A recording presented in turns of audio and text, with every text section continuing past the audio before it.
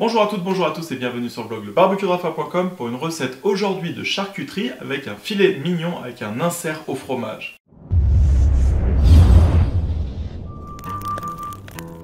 Vous savez que vous êtes sur un blog de barbecue, mais on profite de la saison froide, de l'hiver, pour venir faire pas mal de charcuteries qui seront fumées, donc ça reste quand même dans le domaine du barbecue.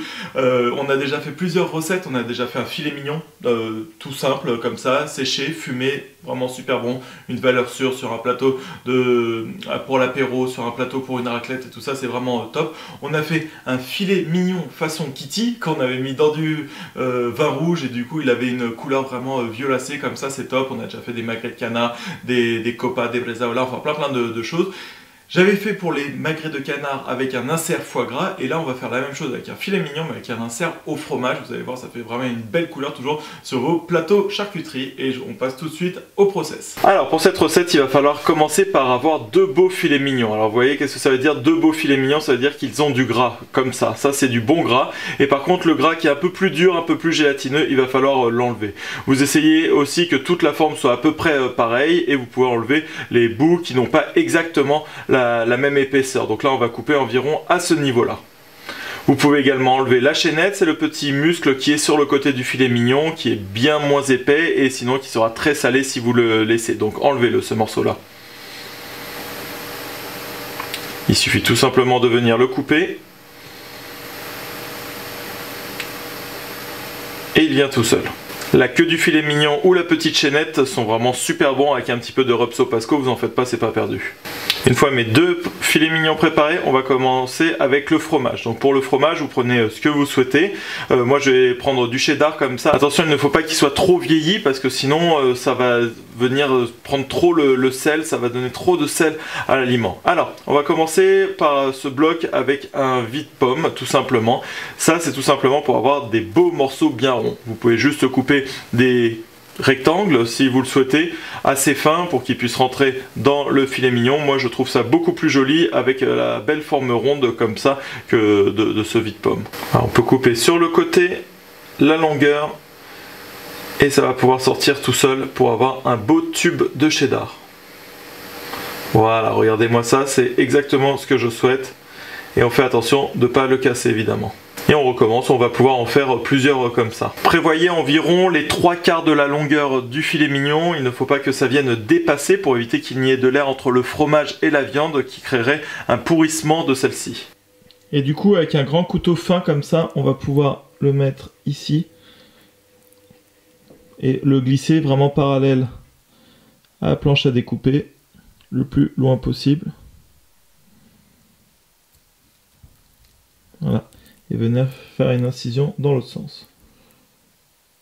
J'ai fait un trou des deux côtés, comme ça je peux venir mettre ici et également. Voilà, parfait. Voilà, il est bien là. Et de l'autre côté, pareil, on va pouvoir gagner encore un tout petit peu. Voilà, et là je pense que en touchant comme ça, il y a du fromage à peu près partout. Et ben voilà, parfait. On a pu faire l'insert ici. Et l'autre technique consiste tout simplement à venir faire des bâtonnets. Donc si vous avez du comté comme ça fonctionne très bien, de l'emmental également. Vous faites des bâtonnets, donc là j'ai fait avec le reste de ce que j'avais. Allez, c'est reparti pour venir faire une incision verticale et une horizontale le long du filet mignon. Donc quand on fait comme ça, on voit que la lame elle arrive que jusque là. Donc il va me rester vraiment 5 cm à faire. Je fais de l'autre côté. Je tourne un petit peu comme ça pour bien agrandir. Et pareil de l'autre côté. Et je peux venir insérer le fromage. Et ensuite dans un bac, un saladier, ce que vous voulez, vous allez pouvoir mettre un fond de sel. Très bien. Je dispose mes deux filets mignons. Donc là, c'est une technique que l'on appelle par recouvrement.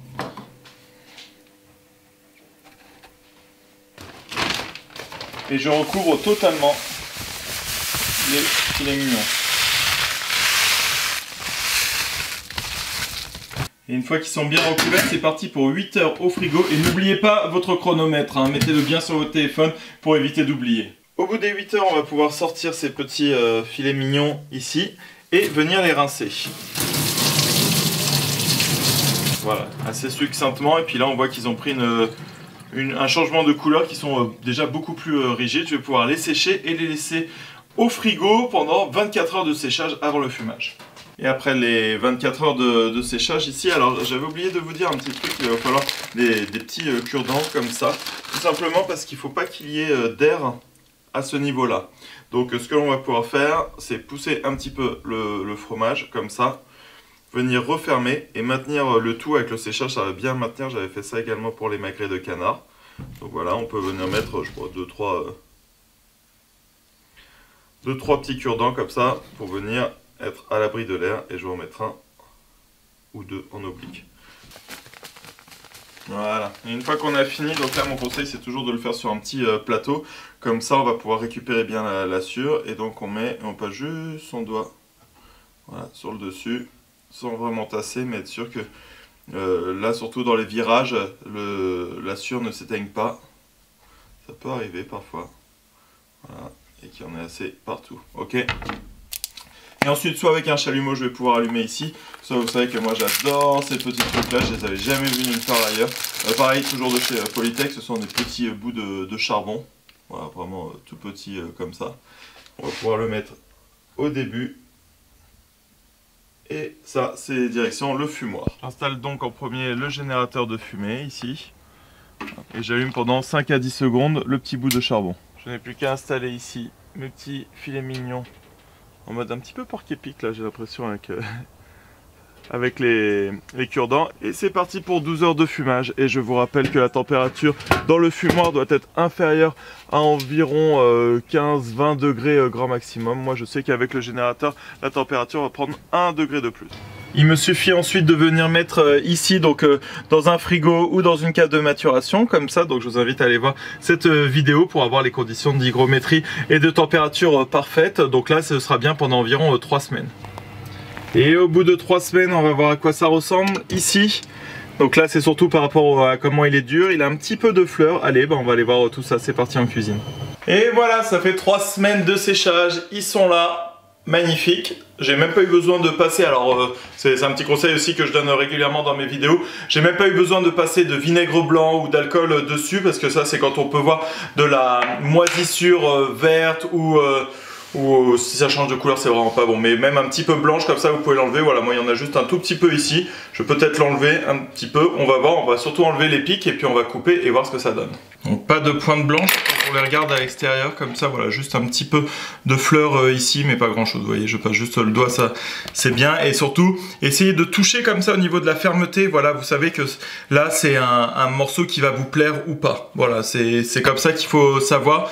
Parce que très souvent sur les réseaux sociaux on dit ah ouais, c'est au toucher que tu sauras si ton filet mignon il est bon ou pas. Bah ouais, mais il faut déjà avoir un bon filet mignon dès le départ pour savoir si ça nous correspond ou pas. Et voilà, super. Là on est bien. Allez, on va pouvoir couper et voir ce que ça donne. Directement ici, au plein milieu par exemple.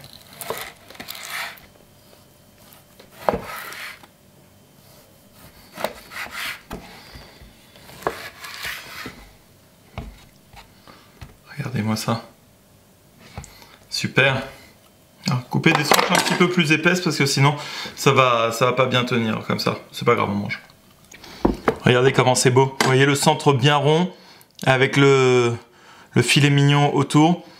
Ça va pas croûter. C'est hyper bon, c'est bien tendre. Voilà, on a vraiment bien réussi, ça fait hyper joli. Regardez les tranches. Vous voyez, vous n'avez pas envie de goûter ça là ?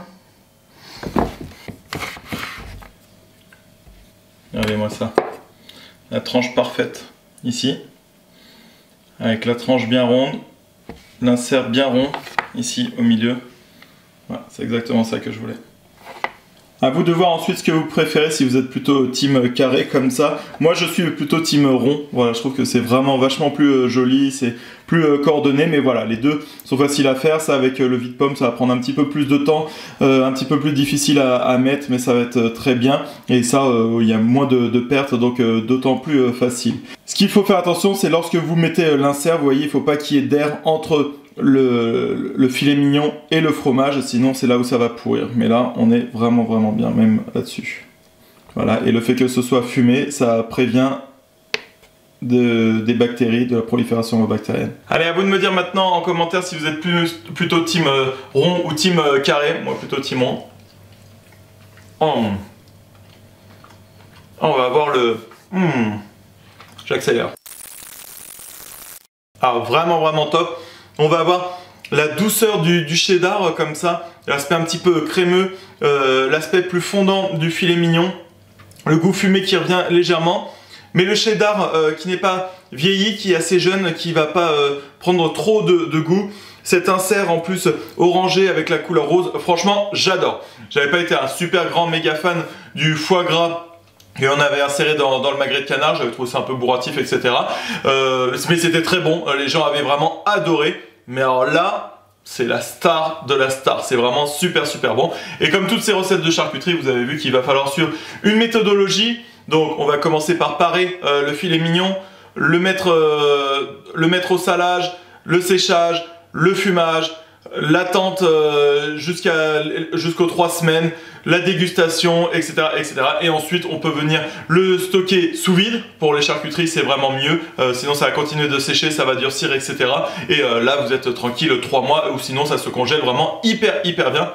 On va vraiment en refaire parce que c'était vraiment excellent. Moi, je vais reprendre une petite tranche. Et pour toujours plus de recettes, de tutos, d'astuces autour du barbecue, de la plancha ou du fumoir à froid, rejoins ma communauté de fans de barbecue sur ma page Facebook. Viens liker le barbecue de Rafa. Abonne-toi également à mon compte Instagram et abonne-toi à ma chaîne YouTube. À bientôt!